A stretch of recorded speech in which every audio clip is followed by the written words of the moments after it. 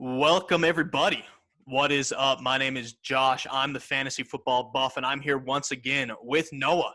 And today we're going to be talking about some of the deepest sleepers in Dynasty fantasy football that all of them need to be on your roster, at least on your radar. And also in this episode, we're going to go into a quick sneak peek into that 2021 stacked rookie class. So without further ado, let's get it.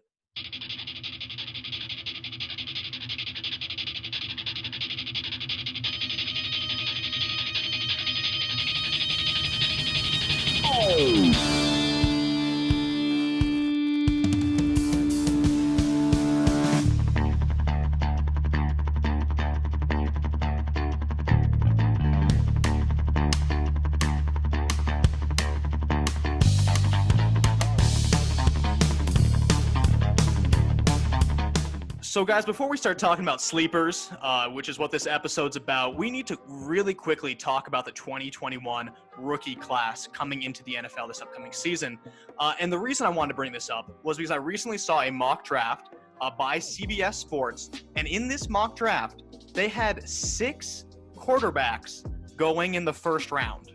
6 quarterbacks. They had Trevor Lawrence going to the Jets, Justin Fields to the Jacksonville Jaguars, Mac Jones to the Washington football team, Trey Lance to the Patriots, Zach Wilson to the Bears, and Kyle Trask to the Saints. Now, I don't necessarily agree with all these picks, right? And there's no way to accurately predict if this actually will happen. But just the fact that 6 quarterbacks are being talked about in the first round is noticeable, right? The past couple of years, we've never seen a class this stacked. 2016, we had 3 quarterbacks come out. 2017, 3. 2018, 5 in the first round. 2019, 3 in the first round. 2020, 4. Right? So the fact that we have 6 just shows the depth of quarterback coming from college into the NFL this upcoming season. And the main reason I'm bringing this up is because I've had multiple conversations with followers through my DMs and even league members in our league, and they're trying to value the upcoming rookie picks for the 2021 rookie draft that we'll have in our league. Now, last season, for example, Higgins, Antonio Gibson, Chase Claypool, all of them were picked in the 2nd to 3rd round of rookie drafts. That's where they were ranked. And now they're balling out and looking really, really good, right? But sometimes there's a lot of people who undervalue these rookie picks, and they have a hard time putting faces to numbers when they're making these trades moving forward. So the reason I'm bringing this up, right, and I think I've said that a couple times now, but the thing I'm trying to hit home is that we play in a super flex league or a 2-quarterback league, as everyone should, right? If you're not playing with 2 quarterbacks on your starting lineup, you're not playing Dynasty right. That's my opinion. And there are so many quarterbacks that all of a sudden 2nd-round picks are becoming more and more valuable. If 6 quarterbacks do go in the first round in our quarterback-needy 2-quarterback league, then it's very possible that at least 5 of the top 10 picks will be quarterbacks, pushing some of these later wide receivers, tight ends, and running backs to the 2nd and 3rd round. And that's something we need to talk about. We haven't seen that in past drafts. In my opinion, I think these 2021 2nd-round picks might be the more valuable than they ever have been in the past. In the past. I was going to say ever, but I can't speak to that. Noah, I feel you, out of everyone in the league, really understands the value of this upcoming rookie class and the rookie draft picks. What would you tell those people in our league and them watching that don't believe that a 2nd-round draft pick has any value for your 2021 rookie draft? Send it to me. That's the right answer. Absolutely. Oh, yeah, beautiful. Can you elaborate on that one, man? Yeah. I just had to drop that one-liner. Well, here's the thing. If you have 6 quarterbacks go, especially if you're playing the 2-quarterback super flex league, you got 6 quarterbacks go, and let's say all of them go in the first round of your fantasy draft. So let's say you got 10, 12 guys, so you got 10 out of 12, 50 to 60% of the first round is going to be quarterbacks. Yep. In theory, it's like, okay, this class, once again, for the 2nd year in a row, is littered with running backs, receivers, and tight ends. Mm-hmm. Tight ends are stronger, running backs are a little bit weaker, and I would say receivers are just as competitive as this last year's. Last year's bunch. It's just harder to get a pulse on it because of the whole COVID situation and things like that. So It can be scouting and things like that. Or the last 2 years have kind of been a crapshoot. Yeah. When it comes to, you really got to roll your own dice and see how it goes. But people that don't buy into second round picks, like for example, I have my first, and then I have 2 seconds, and I think just a third. Yeah. And so, with that being said, I mean, like, I would love to be able to swing my way into getting another second round pick. I would love to be able to trade back to be able to pick up another second round pick, because there are probably 4 or 5 guys that are in the top 15 that I would love to have on my team. Absolutely. And I mean, and the thing is I'm hoping, I don't want to give my draft strategy away, but I'm willing to mortgage future drafts to get into this one. I cannot agree more. That. I could not agree more. I was listening to the Dynasty Nerds podcast recently where they looked forward. It's an amazing podcast out there for you, those trying to get into Dynasty formats. And the guy, I forget the analyst's name off the top of my head, but he said straight up, if he could today, he would trade his 2021 second round, or his 2020, he would trade his 2022 first round pick for a 2021 second. He said he would do that right now because of the value of the draft and because of how hesitant he is looking towards 2022 and just the strength of the class. So I don't know if you were to that same extreme where you'd switch a first for a second, but if it's in in the top 4, if I'm picking maybe 11, 12, 13, 14, I would do that, especially with the makeup of my team. Yeah. So a lot of people feel that way. It's something to definitely look for. And I actually got a question from one of our followers. His name is Diego, and he currently has Drew Lock on his team, right? And he, one of his league mates offered him either a second round pick for this year, for 2021, or Trubisky for Lock. Now, in a vacuum, in my head, no brainer, go get a second round pick, right? That was my reaction. I said, in a vacuum, you have to get that second round pick right now, make that draft pick today. As if you've seen the last video, you know my feelings on Drew Lock. But he's a playoff contender in a super flex league and is really, really weak at quarterback. He's like Derek Carr, Carson Wentz, and another another backup quarterback. So Lock really is someone he needs through this playoff. So I told him to either hold Lock or get Trubisky, just because of it's a personal preference. I think they're both in that same tier, at least from a dynasty perspective, because he's making that playoff push because the rest of his team looks solid. But in a vacuum, man, if I could flip Drew Lock right now for a second round pick, I would do it in a heartbeat. What are your thoughts on that trade, specifically in a vacuum first? But then, I mean, he's a playoff contender and needs starting. I'm hitting accept as quickly as possible on the second round pick. Absolutely. I'm not taking Trubisky instead of Drew Lock on the basis that the Bears brought in Nick Foles to compete with Trubisky. Yep. Right now, this is Drew Lock's team. For the foreseeable future, it's Drew Lock's team until otherwise stated. So for that reason, I mean, just think of it. If you keep Trubisky now, or if you keep Drew Lock now, you can, even around the draft, if they haven't taken a quarterback and they're like, we're rolling with Drew Lock one more year, his value is still high. Yeah. Trubisky's is his value high come draft time? No. Yeah. People rather roll the dice on a rookie or something of that nature. So. Yeah. Oh yeah. No, absolutely. I'd rather have the second. I'd rather just. That's just. But I mean, hey, but you always got to be pushing for a championship. If you're not pushing for a championship, why are you playing fantasy? Exactly, and I think that was the only argument for trading for Trubisky was the fact that he was going into the playoffs, and Trubisky just has an easier playoff schedule if he keeps the starting job. So I wouldn't make that move. Like you said, I'd much rather have the second round pick, but push for the playoffs either way. Sweet, man. All right, so. We're going to transition a little bit, talk about these deep dynasty sleepers that you need to stash on your bench. Now, we need to talk about this just at a high level to begin before we start diving into these players. The key to winning your dynasty league for years to come, to dominate for decades, is to have patience. Right? I think a lot of people in fantasy, they want immediate gratification. They want their rookie to come out and set some kind of rookie record. And just statistically speaking, that's not likely to happen. And teams who hold on to talented players, young talented players, throughout their careers tend to be the teams that have success. We analyzed one of our followers' teams recently, and he had D-Hop, he had Devontae Adams, and Tyreek Hill as his wide receivers. And when I first saw it, my initial reaction was, oh, he just had his startup draft. He sold all his future picks to get those wide receivers. And that's not the case. He's been playing in this dynasty league for 8 years now. Devontae Adams was a waiver wire pickup.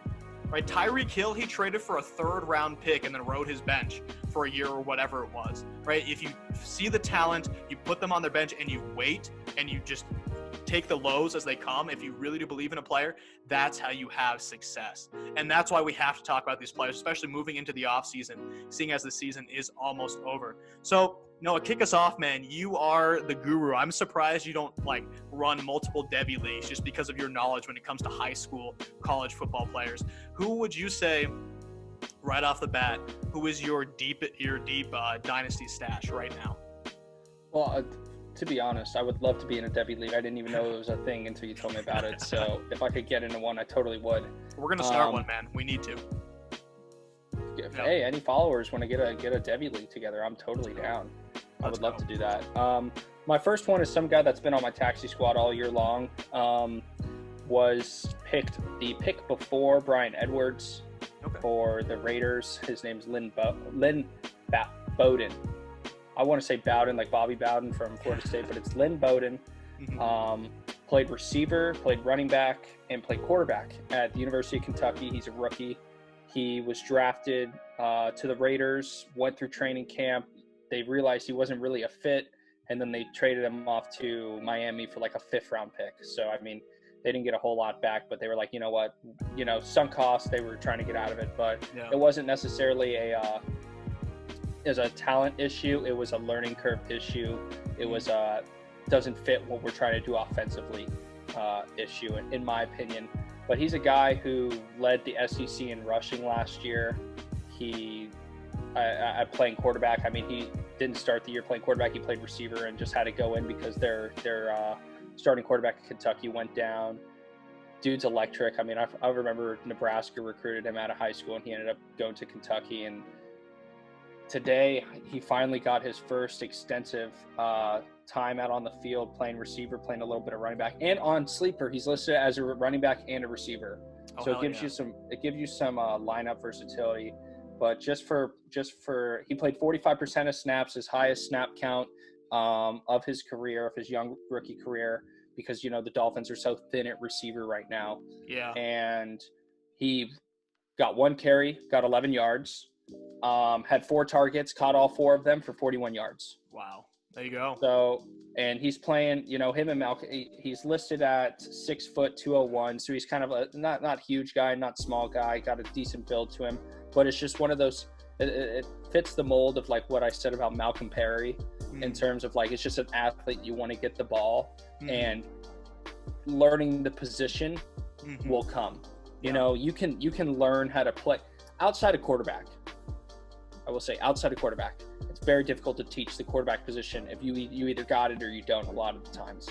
Yeah. Obviously, you'll get better as it goes on, but when it comes to running backs, when it comes to receivers, if you have the physical traits, it just comes down to learning the position. And if you put your mind to it and you learn how to write the craftiness, and I will say I like quarterbacks that can convert to receiver because as someone that has played quarterback for a couple of different teams growing up, it gives you a different perspective of what the quarterback's looking for, when he's going to be anticipating, and how you can help him out. And so that's why I'm a big and that happens to be Lynn Bowden and Malcolm Perry are on the same team, which is kind of unfortunate, but they both fit the mold. And I love what Miami's done with their rebuild. So I think he is even when I draft, he could be a guy that starts the year on my taxi squad again next year, just on the basis that he's not a year 1, year 2 guy. He's a year 4, year 5, year 3, year 4, year 5 type of guy that's really going to start breaking out. But it's encouraging to see him when he gets opportunities that he's playing well. I know they played Cincinnati, not a great team, but one, and they're willing to use him running the ball. They're willing to throw the ball to him. So, and again, he didn't have a training camp with the Dolphins. Yeah. He went all through training camp in Oakland and then went to Miami. So it's like, all right, you're brand new. And now it's been, a couple months, and he's like, oh, okay, I'm starting to get the hang of it. But he's also been hurt a couple times.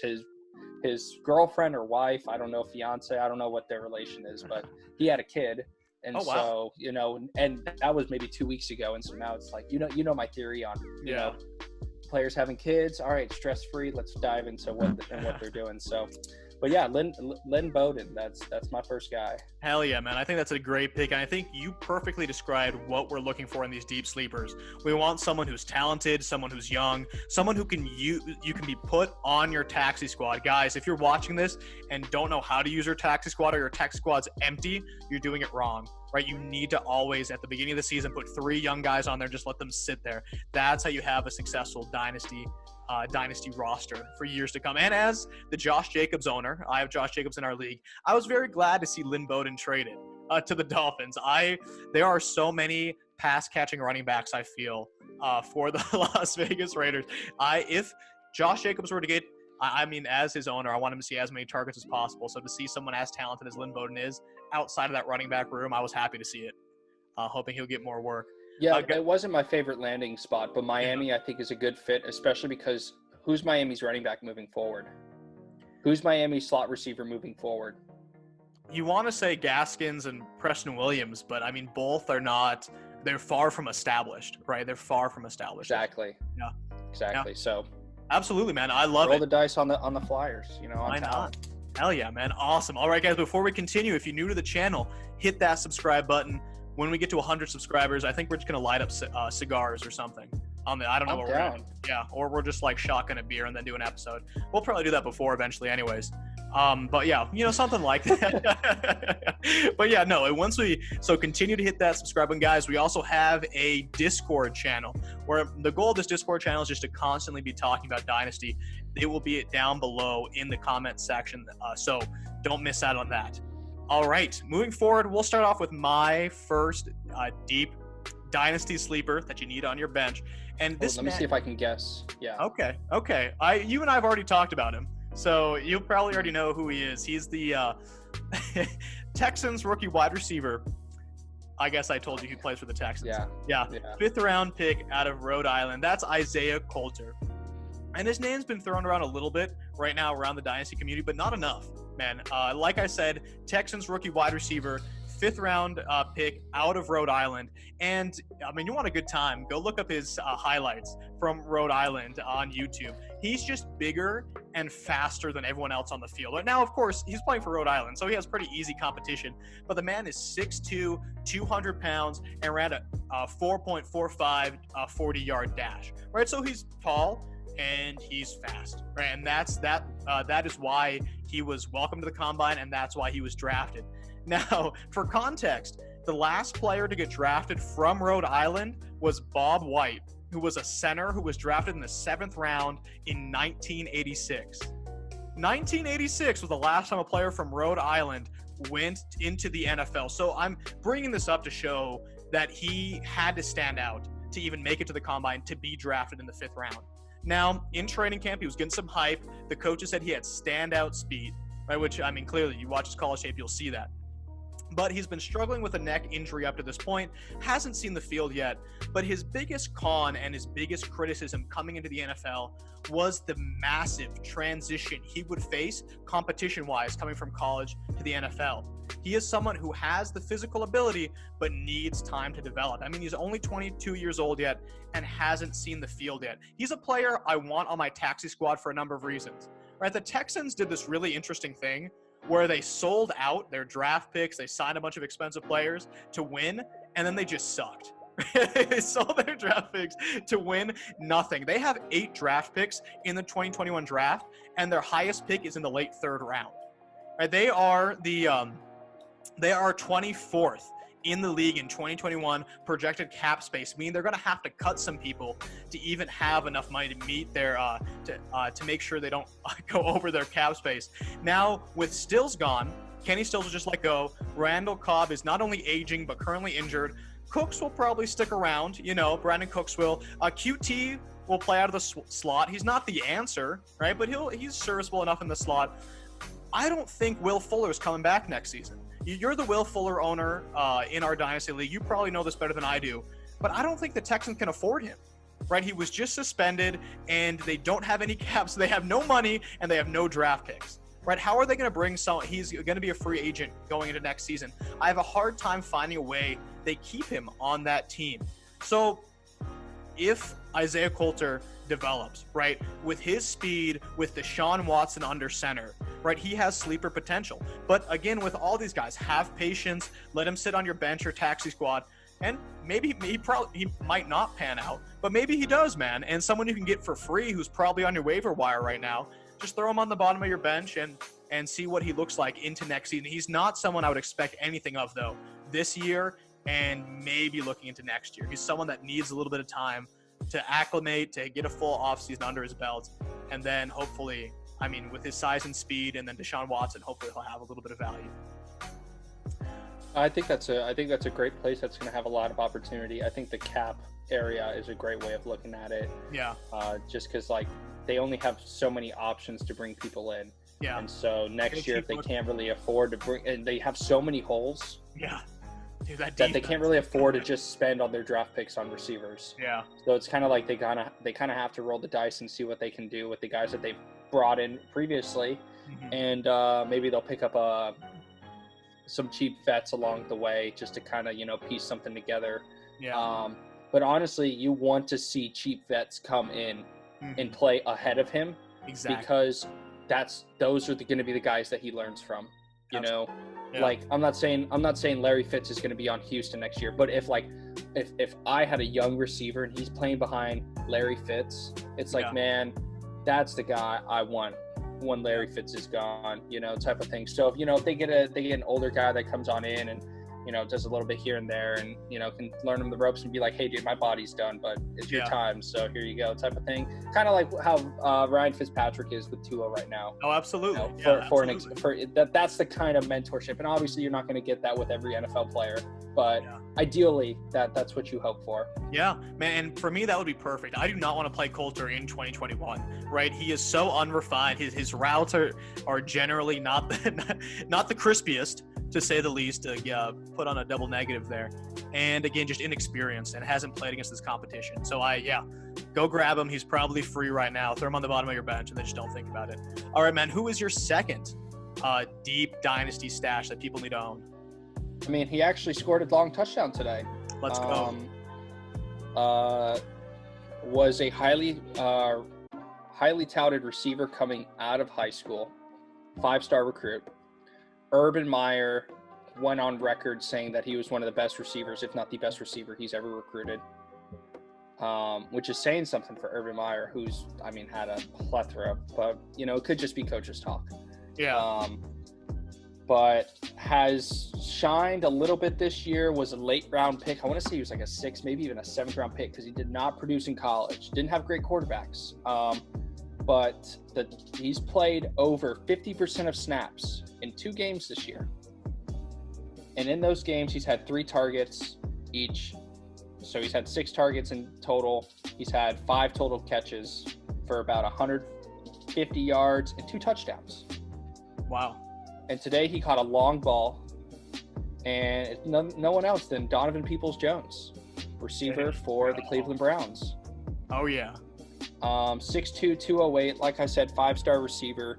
And this is where he excels. He excels at the point of attack when it comes to high pointing a ball. He is great. His hands are phenomenal. His body control is fantastic. In terms of being able to maneuver in the air or, tracking down a ball type of thing.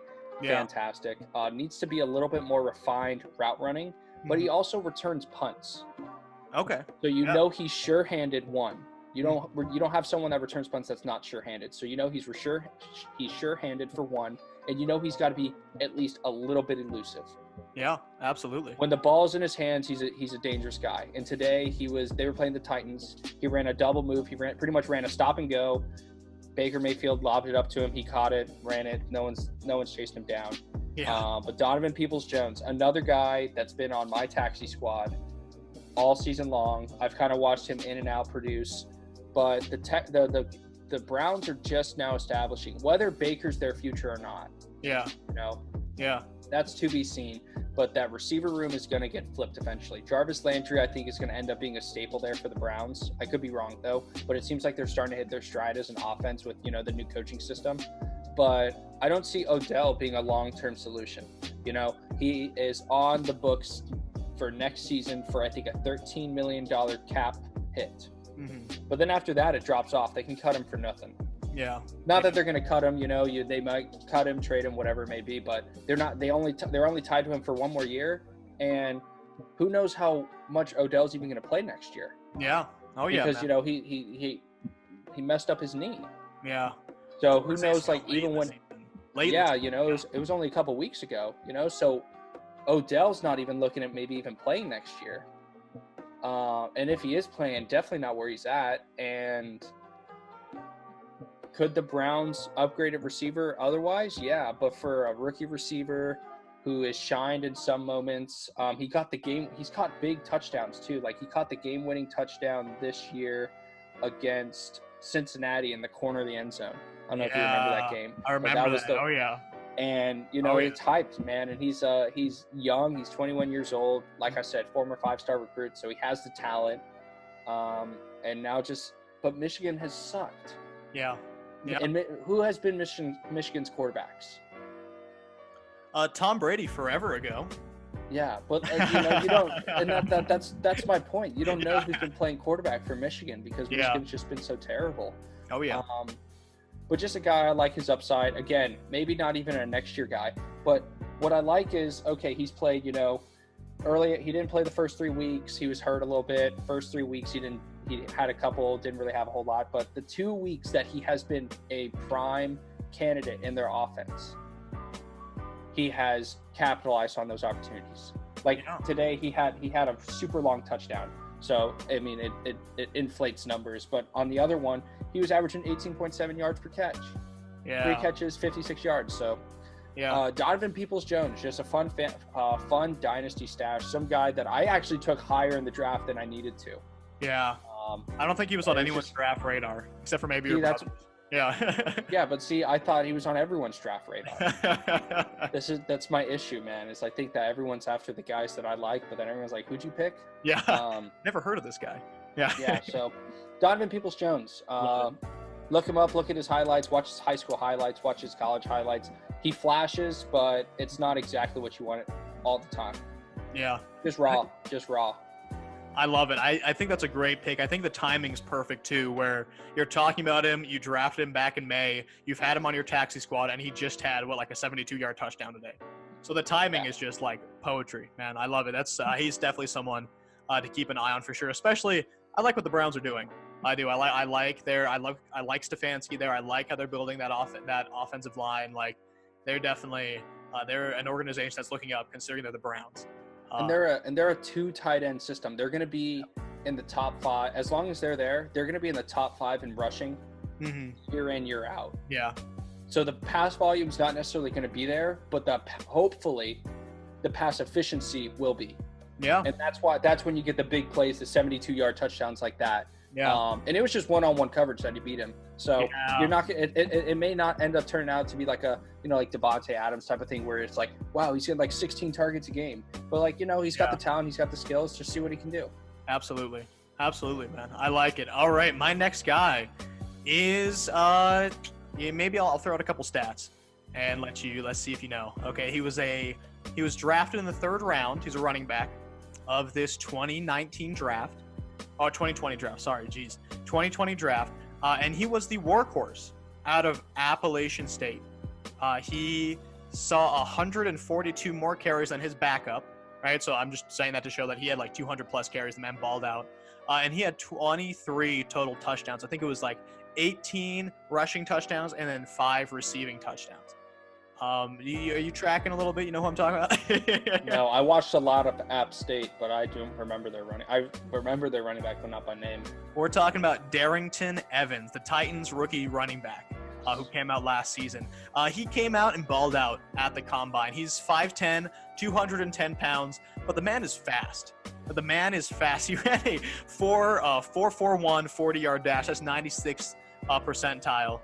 He was in the 86th percentile in speed score and 81st percentile in burst score. So he's just fast, man. He on Player Profiler, they compare him to your guy Darrell Henderson, who is just not the biggest guy, but small or comparatively small compared to Derrick Henry, who he plays behind, and is fast. Right? He gets drafted in the 3rd round by the Titans, And I love him, one, because of his physical ability, right? The fact that he is this shorter, comparatively compact, very fast running back.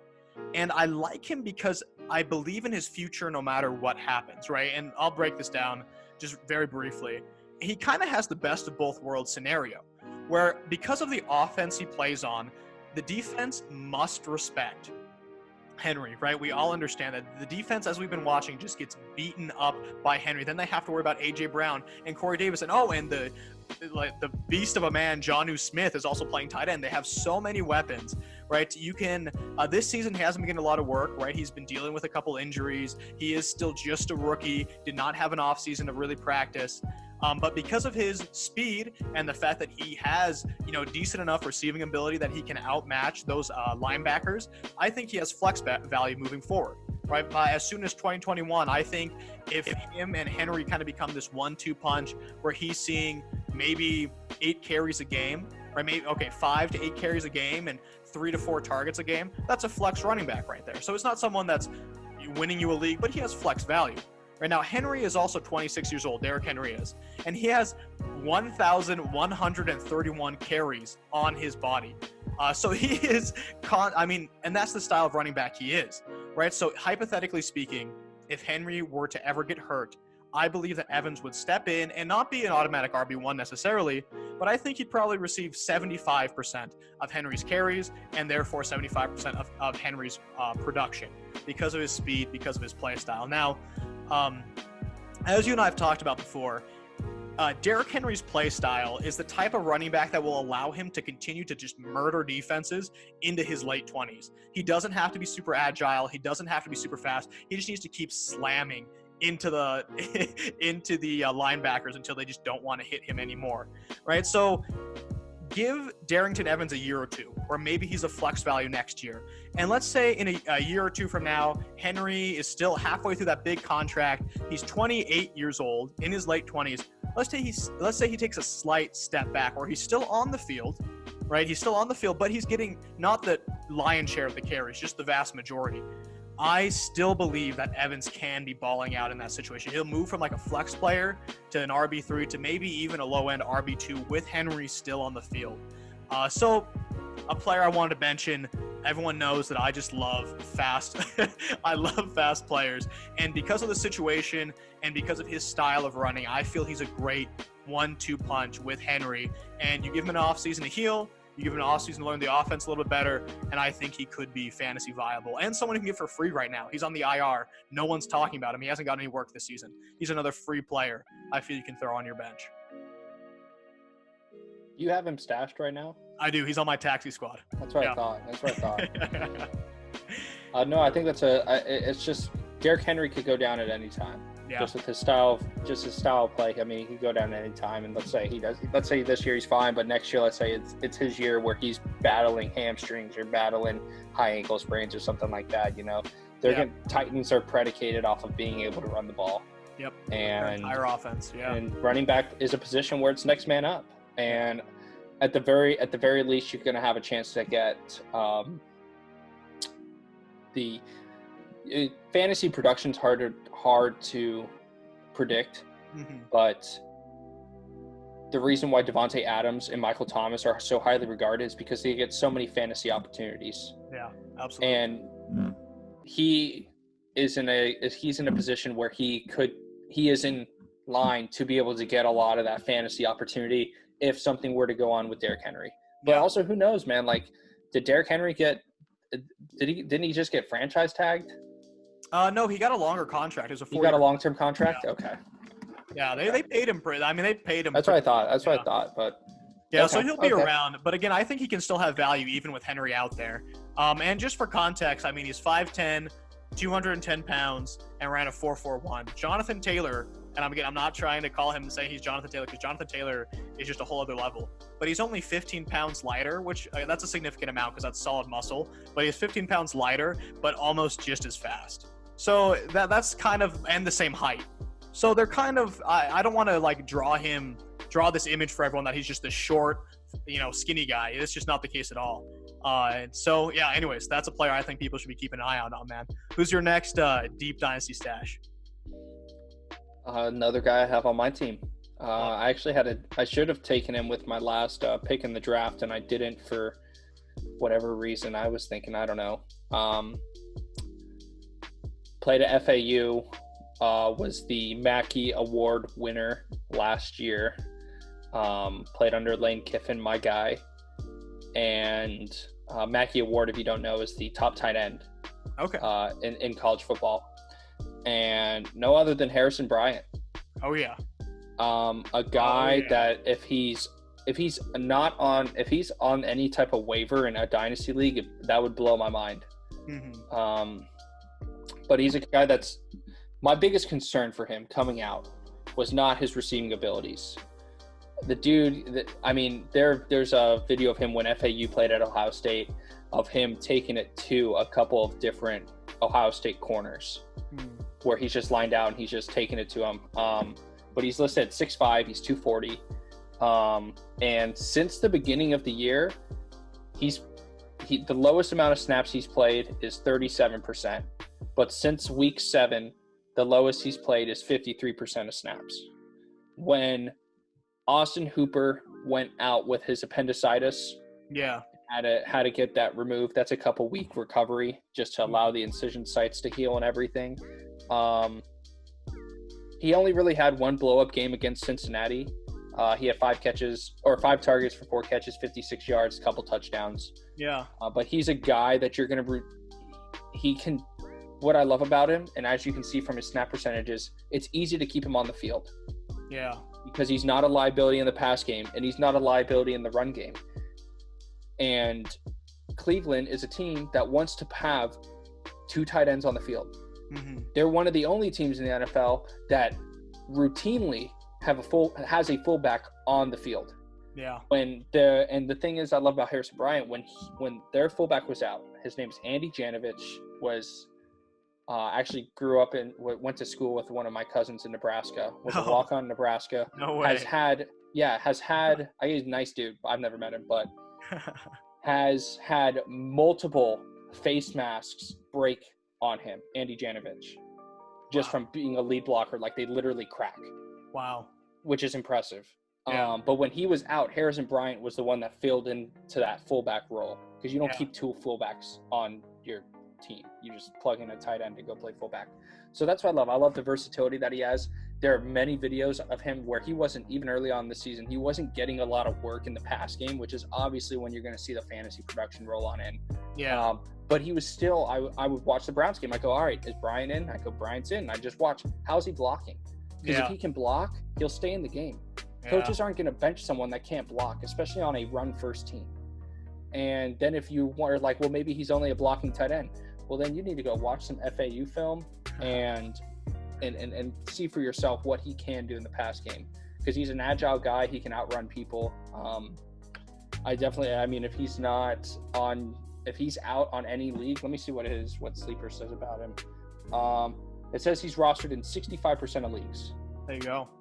In dynasty leagues. So yeah, you roll the dice, he may or may not, but definitely a guy that if you're looking for a tight end or looking for a tight end stash, I think is a great guy to have. And again, they signed Austin Hooper to a 3-year deal, so he still's got 2 years left. But Harrison Bryant was a 4th-round pick for them, and they took him, and we were just ecstatic that he was still there. Yeah. Because after signing Austin Hooper to a 3-year deal, you're not going to go get a tight end in the 2nd or 3rd round. You know what I mean? Yeah. But if it falls to you at the value, and you're like, wow, 4th round, this kid's still here. Like, yeah, I'm gonna snag him. Yeah. And that's the kind of, I love coaches that are like, wow, yeah, we got to steal. He just wasn't really a need for our team. But, David Njoku's out after this year for sure. Yeah. And then you're going to have 2 years, and then you got 2 more years of Austin Hooper minimum.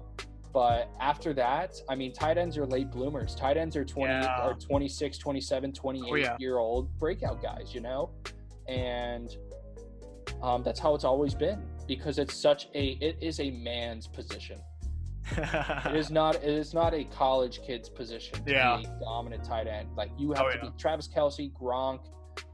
They are those Kittle. Antonio Gates, George Kittle. George Kittle. Man. Those guys are mans. Yeah. They're huge. They're dominant athletes. So, I like it, man. I like it. Again, he's 22 years old, and the whole point of this, if 100% of the people we're going to talk about are guaranteed to be blow-up fantasy football stars, then this segment wouldn't exist, right? They wouldn't be called sleepers. The whole point is that they have the potential, they have the shot to do it. And because of the scheme they work in, right, he's only 22 years old. Bryant could be relevant in fantasy while Hooper's still on the field, right? With that that heavy run system, with that 2 tight end system, right? Well, I mean, they had a week 9 bye. The last 4 weeks, he hasn't really produced much, but he's still playing over 50% of snaps. That's awesome. The targets. But Cleveland, the targets will come. But I mean, if you're on the field, fantasy opportunities will eventually come. Absolutely. And another thing, for people, or they're like, well, maybe is he really for real? My brother ended up picking him up, and I had to trade because I really wanted him on my team. It killed me every single week that I didn't have him on my team.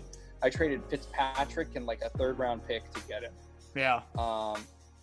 Which was overpaying, but it's what I had to do to be able to get the guy that I wanted on my team. And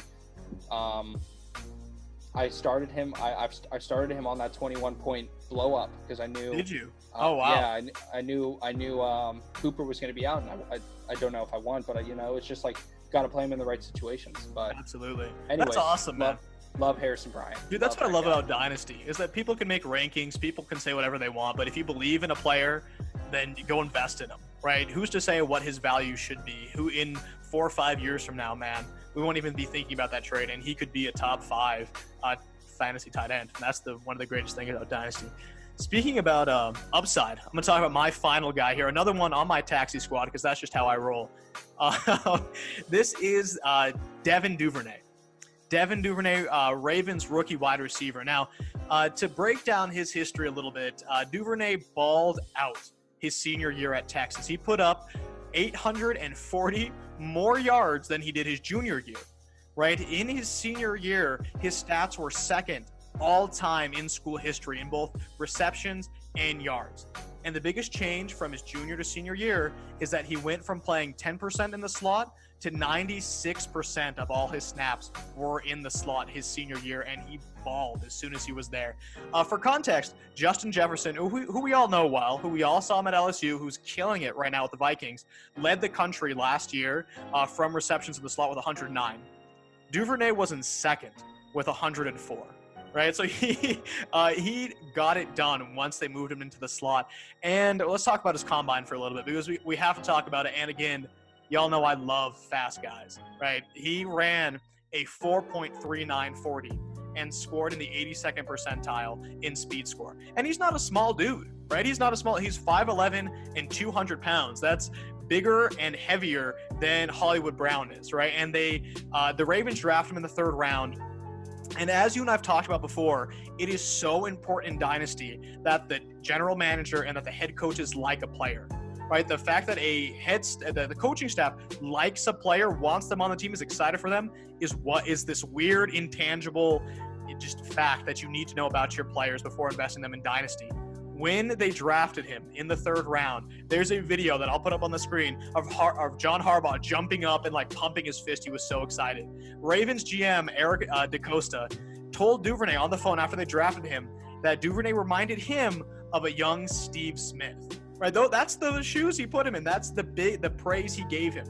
Now, and we've already seen that translate to the field. Right, they're manufacturing plays for him. He's returning kickoffs. Right, you don't trust a rookie out there. Unless you believe, like you said, he's steady-handed and that he's fast, right? That's why they have him returning kickoffs. And he had a 42-yard run against the Cincinnati Bengals earlier this year, so they get him a couple carries as well.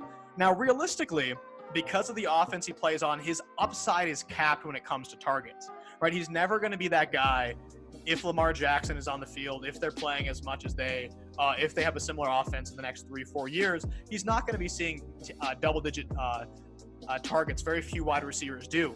But in Willie Snead's past 4 games, now Willie Snead is currently playing the slot for the Ravens. Snead has averaged 6 targets a game over the past 4 months.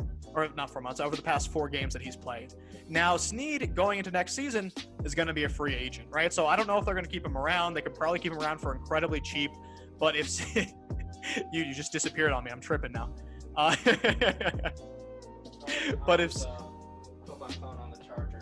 Oh, dude, you're good. Yeah, but if you're chilling, but if Snead is gone, right, and those 6 targets a game open up in the slot, I mean, Duvernay could be legit as soon as 2021. So he's a player that I'm buying now because a lot of people don't want any receiving weapons from the Ravens, and he's incredibly fast. And I mean, playing out of the slot is a very fruitful position normally for fantasy. So Duvernay is someone to keep an eye on, guys. Someone that you should go pick up now because his price probably won't be much lower going into next season. Has Duvernay been on your radar at all? Honestly, I'm waiting for that receiver. I mean, yeah, yes and no, because as I've stated before, I'm waiting for the receiver that comes in for the Ravens and plays that Dez Bryant role. Yeah. Like I need a Dez Bryant type of receiver on that team. Yeah, and I think that will open up Duvernay drastically. Yeah. I think one can't happen without the other. Oh, interesting. See, I think it could happen regardless, just in the sense that defenses now have to worry about Dobbins coming out of the backfield. They have to worry about Lamar Jackson coming out of the backfield. They have to worry about Hollywood Brown's, vertical speed, and they have to worry about Mark Andrews, right? So he's kind of that third option when it comes to defense priority. And I think because of his speed, he could, I agree with you that they need another weapon for Hollywood Brown to be relevant, right? Because Hollywood Brown just isn't cutting it right now. And Lamar Jackson keeps overthrowing him when it comes to top-tier cornerbacks. But I don't think Duvernay has that problem coming out of the slot. So, I don't know, man. It's not even just a open up Duvernay thing or open up a Hollywood Brown thing. It literally getting that type of receiver will open up that entire offense. Yeah. Like, for example, if the Ravens go out and go, I want Will Fuller or I want Chris Godwin, and they sign a vet to go along with those other guys. I mean, come on, that is awesome. Yeah, absolutely. That's what they're missing, and that will open up everything. That's when you'll see Dobbins, you'll see Andrew. I mean, they'll have so many mouths to feed, you won't even know what to do. Yeah. So yeah, man. So regardless, I do think Duvernay's a buy. Right, I think he's someone that you should stash on your bench. You can probably get for relatively cheap. I've had a couple trade offers from our league for Duvernay, so I know people are looking. Someone that go send out a 3rd-round pick or something for Duvernay, and I think he's someone that's worth that value to stash on the back of your bench to see what happens of it. All right, man. Hit me with your last deep stash. Make it a good one. Well, here's the thing. He's not on my team. Oh. But I want him to be on my team. Okay. After waivers this week. Oh. Yeah. Oh no. So I got conflict of interest here. What are you gonna do here, man? What are you gonna do? I feel like you should tell the people. I only have $4 of fab, so I'm not gonna make a bid. Okay. 6'6". Okay.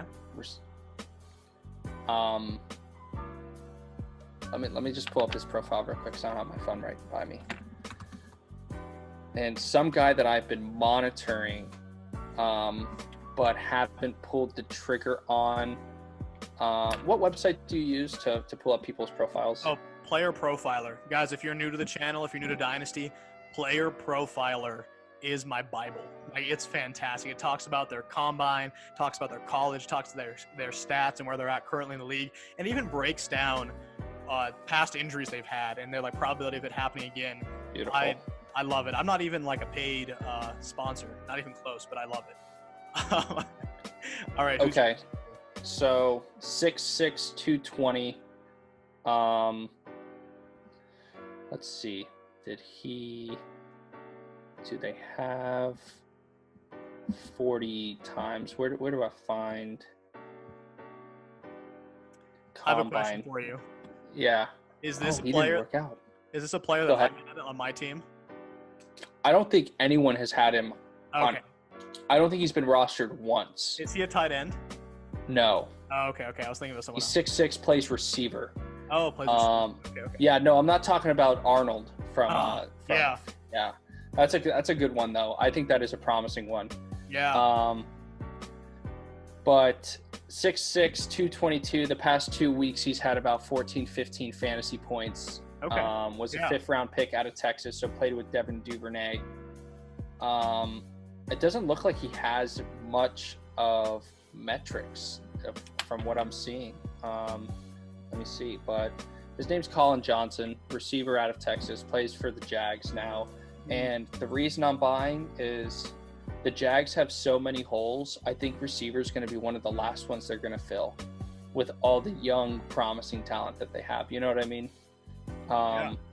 So, and he's been playing well, can go high point a ball, but 6'6", 250. yeah, and he's 6'6", 2. Yeah, so I mean, he's just a guy that is going to try to go get it done. They drafted him in the 5th round. I guess his dad played in the NFL, if I'm reading this correctly. Wow, all So right. he's got some good blood to him. And honestly, when you're 6'6", the learning curve to be good in the NFL is even that much harder because you got to learn how you're going to maneuver through with your long, lanky self. But I also think he's kind of an anomaly for that Jags offense, as in they have a bunch of like DJ Chark's like 6'4", maybe smaller, but he's a taller, lanky guy, but he doesn't have much build to him. He's more of a speedster. And it seems like they have a bunch of speedsters. Like Laviska Shenault's almost a running back in terms of build. Yeah, literally. But Collin Johnson's a guy that if you get one-on-one in the in the red zone, it's just like, let's just throw it up to him and see if he can rebound the ball, because he's legitimately is a basketball player playing football at the receiver position. So it doesn't say that he had any test times. I'm looking at his I pulled it up right now. It says that he hurt his groin right before the combine. So which I mean, if you get especially if you have a chance to fall. So just someone I've been watching, probably someone I'm going to try to pick up on waivers sometime this week. Just because personally I'm buying all in on the Jags passing attack because they're getting one of two guys. Yep, absolutely. And I want to be on the beneficiary end of that. Yep. In hindsight, like I took DJ Chark over Terry McLaurin. I took DJ Chark over Tyler Lockett. I'm looking at it, I'm like, dude, this hurts. But I'm like, it better pan out this upcoming year. Because otherwise that's going to kick me for a long time, and I'm going to have to figure out what I'm going to do with that. And they're assuming they keep the coaching staff. I like Jay Gruden. I like the offense. And I think that offense has the chance to be really good, but they're working with nothing. Yeah. At the quarterback position. So no, man. I mean, they look good. They look good. They look good today. Or look, I don't want to say good, but they look better. With a vet quarterback like Mike Glennon. Obviously you can see the flaws. With the offensive line and things like that, but it looks better. And he's a guy. I mean, it's 6'6" Glennon throwing to 6'6" receiver, so it's kind of fun. And I know Trevor Lawrence is pretty flipping tall too, so if that's where he ended up going for whatever reason, that would be just a fun dynasty stash. I think he's a fantastic. Just like, I have no one to put on my taxi squad, let me put someone on my taxi squad for next year type of guy. Absolutely. I love the point that you made. Buy into the Jets and buy into the Jags right now. I really do believe that their offenses are very comparable to the Dolphins last season. Where I don't think they're going to improve. Maybe they improve that dramatically, but if they have a Fields or Lawrence coming in, it's going to turn this franchise around. And all of these young guys, their value is going to skyrocket. So you need to buy them pre-draft. Absolutely. Well, not only that, I agree. I totally agree with that. But also, you're hoping that these teams, their defenses are still going to be bad. Yeah. Jags defense is still pretty solid. Jets is not. Yeah. But if they could get an offense that can move the ball up and down the field, then who knows? Maybe you're just getting into shootout games. Yeah. It's like, dude, if you own a team that, like right now, the Chargers are the definition of a shootout team. Yep. They're scoring so many fantasy points. They're not winning. Yeah. But they're scoring a bunch of fantasy points because they're getting 40. Damaged. Yeah. they're getting into 40, 50 point shootouts, Yeah. And that's the hope of a Jags team, of a Jets team. I think that's going to be that's what everyone thought the Panthers were going to be. That's why everyone highly regarded DJ Moore so much, because they thought it was just going to be a shootout and that defense wasn't going to be able to do anything. But that defense has been playing better than people thought. So, but that's just a guy I'll probably add to my team sometime and just go from there. I love it, man. I love it. That's awesome. That is awesome. Yeah. Guys, this has been the Deep Dynasty Stashes. If you're new to the channel, please hit that subscribe button. Join us on the Discord channel. We'll be talking about all these late round guys. And no, I appreciate you revealing the secrets, man. I would make a bid on Collin Johnson, but I have like 0 fab, so I probably can't afford it.